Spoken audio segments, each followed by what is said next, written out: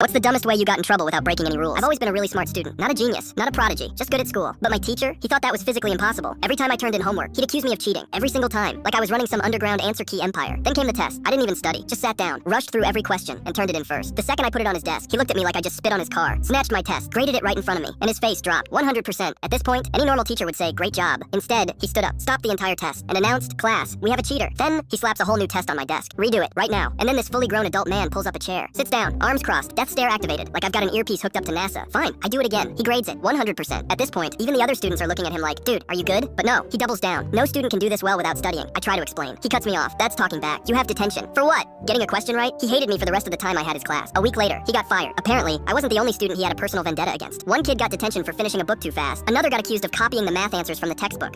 It was an open book test. And the final straw? He failed a kid's history paper because it had too many facts. The principal walked in, dropped a folder on his desk, and just went, yeah, you're done. I guess some people just aren't meant to be teachers.